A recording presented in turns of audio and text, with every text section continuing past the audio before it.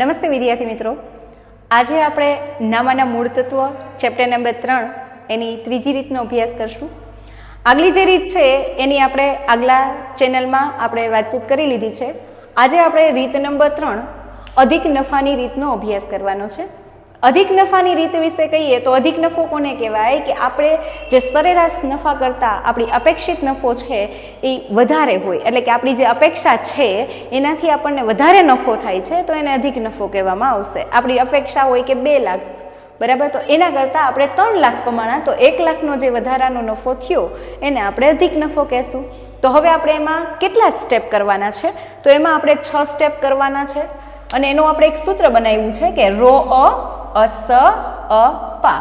એટલે તમારે ખાસ યાદ રાખવાનું કે રો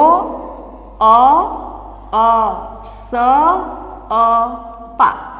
પહેલા અક્ષર યાદ રાખી લ્યો એટલે ભૂલ થવાની શક્યતા ઘટી જશે. રો સ પા. રો એટલે શું? રોકાયેલી મૂડી. રોકાયેલી મૂડી કઈ રીતે મળે? તો કે કુલ મિલકત માઇનસ કુલ દેવા. ત્યારબાદ તો કે બીજું સ્ટેપ અપેક્ષિત વળતરનો દર. તો એ કે દાખલામાં તમને આપેલું હશે. ત્યારબાદ અપેક્ષિત નફો. અપેક્ષિત નફો કઈ રીતે મળે? તો કે રોકાયેલી મૂડી ગુણ્યા અપેક્ષિત વળતરનો દર, એટલે કે બેયનો ગુણાકાર કરશો એટલે મળી જશે. સરેરાશ નફો. સરેરાશ નફો એટલે કે સાદી સરેરાશ અથવા ભારિત સરેરાશ. જો તમને આ બંને વસ્તુ ક્લિયર ન હોય તો આપણા આગલા વિડીયોમાં તમે જોઈ શકો છો કે સાદી સરેરાશ કઈ રીતે ગોતવી અને ભારિત સરેરાશ કઈ રીતે થશે. અને બાકી આપણે અહીંયા પણ ગોતશું એટલે ખ્યાલ આવી જશે, રાઈટ? અધિક નફો એટલે સરેરાશ નફો માઇનસ અપેક્ષિત નફો, અને છેલ્લે પાઘડી બરાબર અધિક નફો ગુણ્યા ખરીદીના વર્ષોની સંખ્યા કે વર્ષોની સંખ્યા કોઈ પણ તમે લખી શકો છો. તો ચાલો આપણે એક ઉદાહરણ જોઈને સમજીએ કે કઈ રીતે ગણતરી થશે. તો શરૂઆત કરીએ આપણે ઉદાહરણ નંબર 5 પેજ નંબર 95 ઉપરથી. જો એમાં તમારે મેન ઉપર ઘણી બધી વિગતો આપી છે, એના ઉપર નજર કરવાની કોઈ જરૂર નથી. તમારે ફોકસ એના ઉપર કરવાનું છે કે તમારે કઈ રીતે ગણતરી કરવાની છે. તો નીચે તમને સમજાવ્યું છે કે ભાગીદારી પેઢીની પાઘડીની કિંમત અધિક નફાની. તો અંડરલાઈન કરી નાખો. અધિક નફો એટલે 6 સ્ટેપ આવશે. 6 સ્ટેપ કઈ આવશે તો હમણાં આપણે શીખવાડ્યું એ પ્રમાણે રો અસ અપ્પા એ યાદ રાખી લ્યો, સૂત્ર યાદ રાખી લેશો અને એના પહેલા અક્ષર તમે યાદ રાખી લેશો એટલે ઓટોમેટિક તમને આવડી જશે, રાઈટ? તો રો અસ અપ્પાથી આપણે આખી ગણતરી થશે. અધિક નફાની નીચે અંડરલાઈન અને 3 વર્ષની ખરીદી એ ખાસ યાદ રાખજો. ખરીદીના વર્ષો 3 છે એટલે છેલ્લે જે પાઘડીની ગણતરી કરશો ત્યાં વર્ષોની સંખ્યા તમારે કેટલી મૂકવાની થશે? તો કે 3 મૂકવાની થશે, રાઈટ? હવે જુઓ, સૌથી પહેલા તમને એમાં મિલકત આપી છે 12 લાખ, દેવા આપ્યા છે 4 લાખ, અપેક્ષિત વળતરનો દર આપ્યો છે 10 લાખ અને એ સિવાય તમને નફો આપ્યો છે 3 વર્ષનો, રાઈટ? તો હવે એના આધારિત આપણે શું કરવાનું છે? ગણતરી કરવાની છે. ઘણા એવો પ્રશ્ન થશે કે ઉપર કંઈક પ્રમાણ આપ્યું છે, એ પ્રમાણને અત્યારે આપણે ક્યાંય જરૂર નથી એટલે એને કોઈ વસ્તુ તમારે જોવાની થતી નથી, રાઈટ? ચાલો હવે શરૂઆત કરીએ. Step number 1. પહેલા સ્ટેપ છે એ લાઈન ટુ લાઈન જ આવવા જોઈએ, આડાઅવડા ના ચાલે. હવે સૌ પ્રથમ તમે પહેલું સ્ટેપ છે તો કે રોકાયેલી મૂડી. જો રોકાયેલી મૂડી તમને ડાયરેક્ટ જ આપી દીધી હોય તો તમે સામે રકમ લખી શકો છો. કે માનો કે તમને રોકાયેલી મૂડી નથી આપી તો એને શોધવા માટેનું સૂત્ર છે કે રોકાયેલી મૂડી બરાબર કુલ મિલકતો માઇનસ કુલ દેવા. હવે આપણને મિલકત એમાં આપેલી જ હશે એટલે મિલકતો તમારે છે એ લખી નાખવાની. મિલકત આપણે આપેલી છે 12 લાખ તો આપણે અહીંયા કેટલા લખશું? 12 લાખ રૂપિયા, રાઈટ? અને 12 લાખમાંથી આપણી પાસે છે દેવા કેટલાના આપ્યા છે? તો કે 4 લાખના.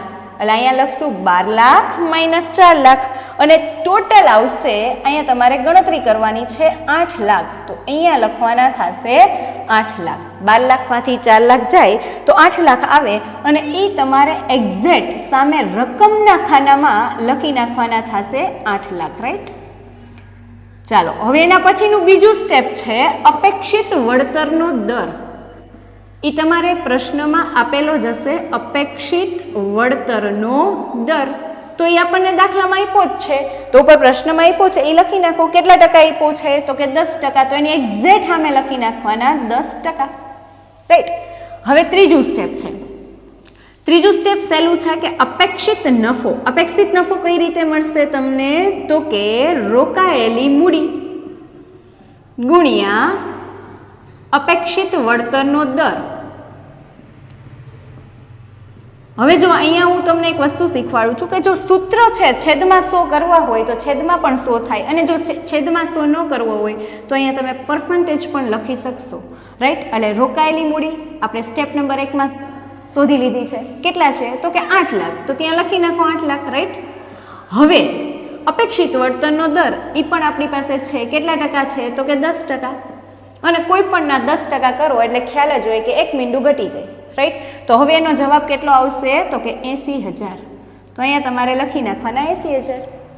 ચાલો હવે શું કરવાનું થશે? તો કે ચોથું સ્ટેપ. જો અહીંયા ચોખવટ નથી કરી કે સાદી સરેરાશથી દાખલો ગણવાનો કે ભારિત સરેરાશથી દાખલો ગણવાનો, અને નફો વધઘટ થાય છે, બરાબર. એટલે સાદી સરેરાશ જ આવશે. તો હવે આપણે જે નફો ગોતવાનો છે એ અહીંયા તમારે વર્ષ લખી નાખવાના છે. વર્ષ કઈ આપ્યા છે? તો કે 2014-15 આપેલા છે, 2015-16 આપેલા છે, 2016-17 આપેલા છે. એટલે કે 3 વર્ષની માહિતી આપી છે અને નફો પણ આપેલો છે. તો નફો ત્યાં લખી નાખવાનું રૂપિયામાં. કેટલો નફો આપ્યો છે? તો કે 1,30,000. પછી કેટલો આપ્યો છે? તો કે 1,10,000. પછી કેટલો આપ્યો છે?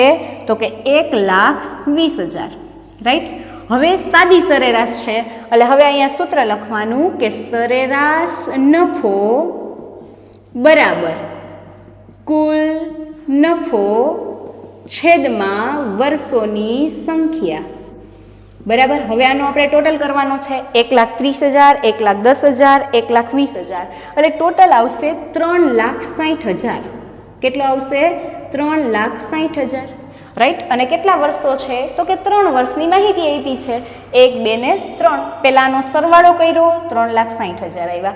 એ કેટલા વર્ષની માહિતી છે? તો કે 3 વર્ષની. ભારિત સરેરાશ નથી એટલે ડાયરેક્ટ સરવાળો જ થશે.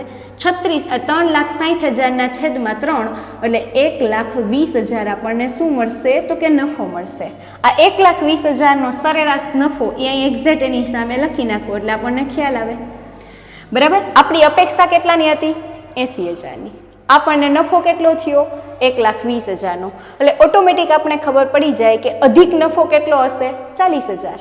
અહીંથી સિમ્પલ તમને ખ્યાલ આવી જાય છે. તો હવે 5મા સ્ટેપ ઉપર જાય. તો 5મું સ્ટેપ શું છે? તો અધિક નફો. તો અધિક નફાનું સૂત્ર શું? જો આ યાદ ન રહે તો યાદ રાખવાનું કે આ જે નફો છે એમાં સરેરાશ નફો છે એમાંથી અપેક્ષિત નફો શું કરી દેવાનો? બાદ. અને ક્યારે પણ જવાબ માઇનસમાં ન આવે એટલે તમારી મિસ્ટેક ન થાય કે 80,000 માંથી 1,20,000 બાદ કરવાના થશે ને. એટલે સૂત્ર ઓટોમેટિક તમને અહીંયા યાદ આવી જશે કે સરેરાશ નફો માઇનસ અપેક્ષિત નફો. તો અહીંયા સૂત્ર લખવાનું કે સરેરાશ નફો માઇનસ અપેક્ષિત નફો. હવે સરેરાશ નફો કેટલો આવ્યો આપણે? તો કે 1,20,000. તો અહીંયા લખવાના થશે 1,20,000. અને અહીંયા અપેક્ષિત નફો કેટલો આવ્યો છે? તો કે 80,000, રાઈટ. તો 1,20,000 માંથી 80,000 બાદ કરો એટલે કેટલા આવશે? અધિક નફો 40,000 આવશે. એ 40,000 ક્યાં લખવાના? તમારે એક્ઝેક્ટ અધિક નફાની સામે જ લખવાના. હવે છેલ્લું સ્ટેપ, પાઘડી. તો પાઘડીનું સૂત્ર શું આવશે? તો કે પાઘડી બરાબર અધિક નફો ગુણ્યા ખરીદીના વર્ષો. હવે અધિક નફો છે આપણે આજે હમણાં જ ગોઈ તો કેટલો છે? તો કે 40,000. અને મેં તમને હમણાં કીધું હતું કે ખરીદીના વર્ષોની નીચે ખાસ અંડરલાઈન કરવાની. અહીં અધિક નફાની 3 વર્ષની ખરીદી એટલે તમારે અંડરલાઈન કરવાની અહીંયા 3. એટલે 40,000 ગુણ્યા 3 કરશો એટલે 1,20,000ની શું આવશે? અહીંયા પાઘડી આવશે, બરાબર. તો આ તમારે 6 સ્ટેપ કરવાના થશે, 1, 2, 3, 4. અને બને ત્યાં સુધી પાઘડીની ગણતરી એક બોક્સમાં કરવાની અને સ્ટેપ વાઇઝ કરવાની. સૂત્ર હજી એકવાર યાદ કરી દે, રો અસ અપા. આવો જ એક દાખલો તમારી પાસે ઉદાહરણ છે, એ પણ તમારે ઘરે કરવાનું રહેશે. તો એક હોમવર્ક તમને મળશે કે ઉદાહરણ 6 છે જે મેં તમને આ રીતે સમજાવ્યું છે એ જ પ્રમાણે ઉદાહરણ 6ની પણ તમે ઘરે પ્રેક્ટિસ કરી શકો છો. Thank you. અને હા, એક વસ્તુ યાદ રાખો કે આ વસ્તુ જો તમને ગમ્યું હોય તો તમે શેર કરો અને તમારા બીજા કોઈ વિદ્યાર્થી છે એ પણ અમારો આનો લાભ લઈ શકે. Thank you.